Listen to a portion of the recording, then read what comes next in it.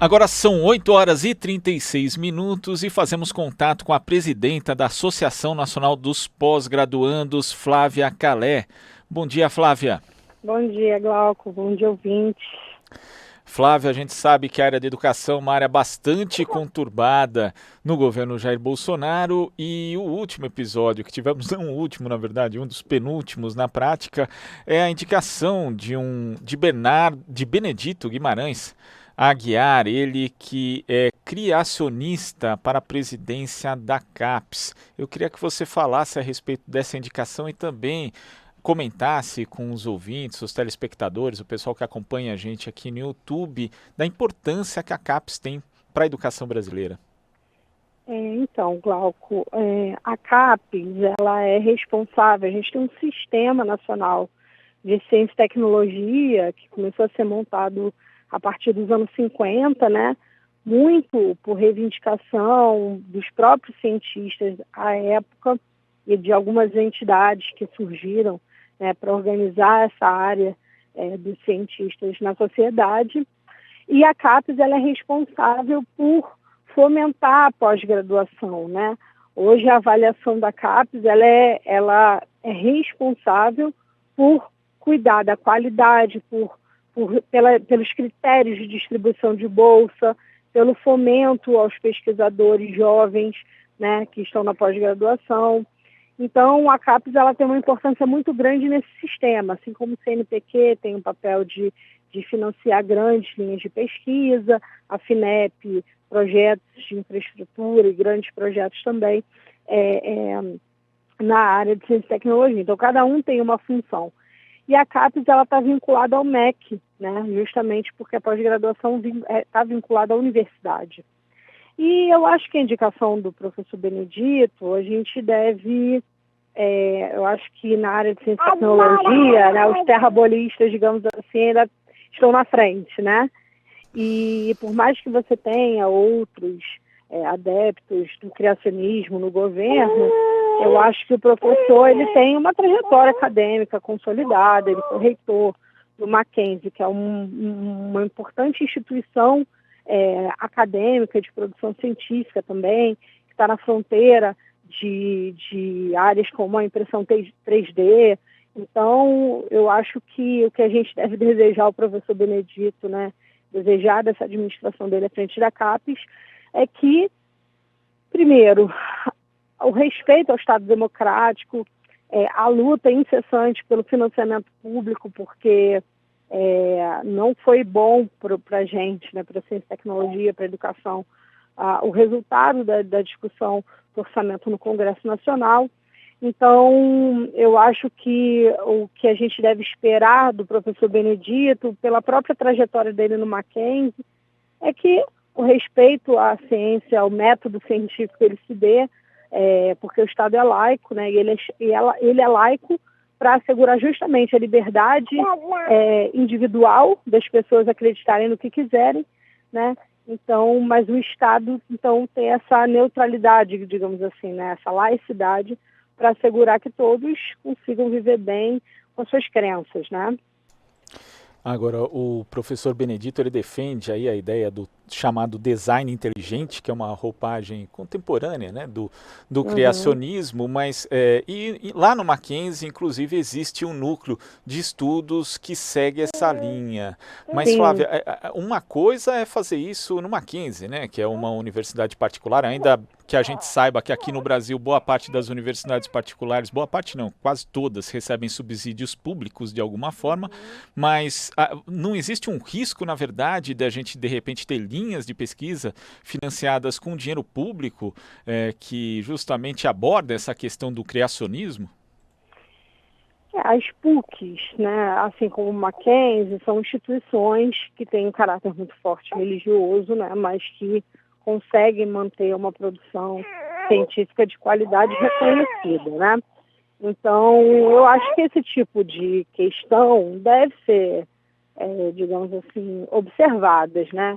A CAPES tem um conjunto imenso de professores, de pessoas vinculadas às suas áreas, notórios saberes, que estão permanentemente em trabalho de avaliação, de análise de currículo, né, de cursos, de linhas de pesquisa. Então, eu acho que isso aqui merece, claro, a nossa atenção, mas eu acho que a CAPES tem um sistema que consegue, de alguma maneira, filtrar, né, o que é de interesse público, né, de interesse de todos, e que não são, né, o que dizem respeito a interesses mais específicos. De qualquer maneira, eu acho que o fomento ao conhecimento ele deve ser feito em todas as áreas, né? Obviamente que no período de escassez você precisa priorizar e, sem dúvida, essa não jamais seria uma prioridade, né? Mas eu acho que a gente tem que ficar vigilante, né? Tem que ficar vigilante, tem que ficar atento. Não é essa tradição do que a gente conhece recentemente do Mackenzie.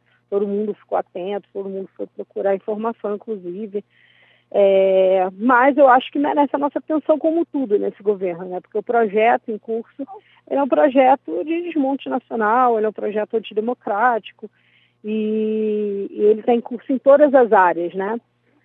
Mas eu acho que na ciência e tecnologia, embora seja um lugar que tenham os dirigentes que estão à frente da ciência e tecnologia não tenham força política dentro do governo, que é o caso do ministro da ciência e tecnologia, tem sido espaços assim de diálogo, tem sido pessoas que têm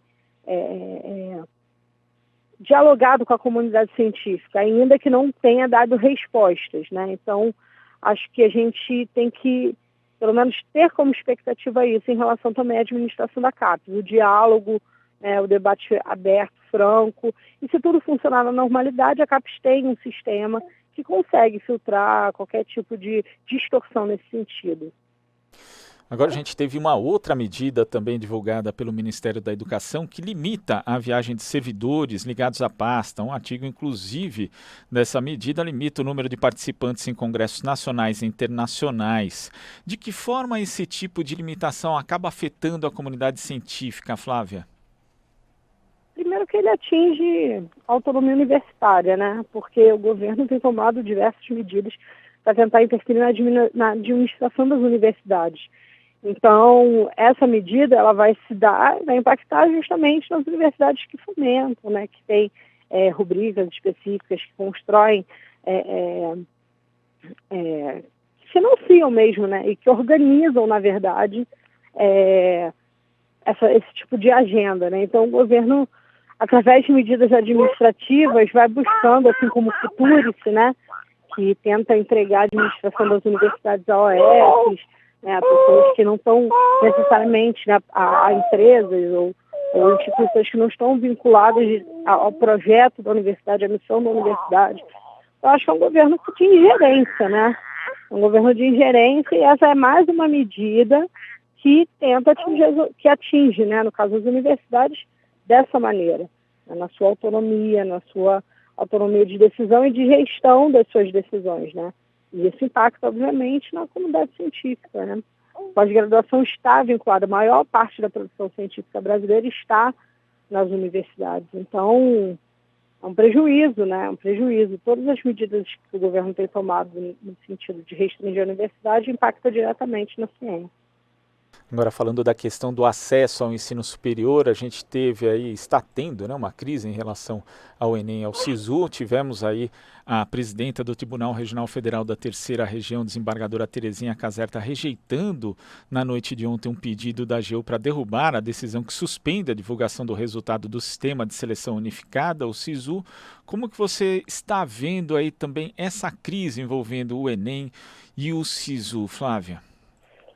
A gente também entrou com representação junto com a UNE, com a UBS, no sentido de assegurar que esses prazos sejam prorrogados, né? Porque o que o governo fez foi uma irresponsabilidade. O Enem, ele é o principal mecanismo de constituição de sistema para a educação, né? Você tinha aí tinha educação básica, você tinha os vários níveis da educação básica, federal, estadual, e tinha as universidades muito apartadas, né? E o Enem, de alguma maneira, conseguiu dar essa noção de sistema, né, para o nosso complexo educacional.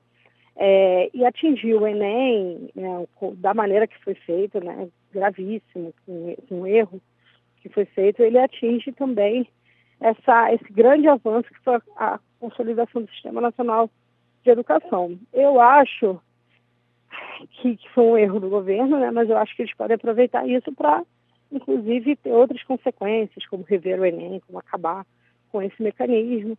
Eu acho que a gente tem que ter atenção, eu acho que está correto adiar, porque você precisa, de fato, apurar o que está acontecendo, você precisa assegurar equidade, né, a todos os candidatos que participaram no ingresso da universidade, né. E a gente está junto nessa batalha, inclusive, para garantir que o Enem se conclua, ou seja refeita, ou seja lá qual a saída que vai ser feita, né? Ela precisa passar por uma auditoria, a sociedade precisa conhecer qual é o problema de fato, né? Para a gente conseguir pensar soluções. Tá certo, Flávia. Muito obrigado pela sua participação aqui no Jornal Brasil Atual e até a próxima. Obrigada a vocês. Um abraço. Abraço. Conversamos aqui com a presidenta da Associação Nacional dos Pós-Graduandos, Flávia Calé.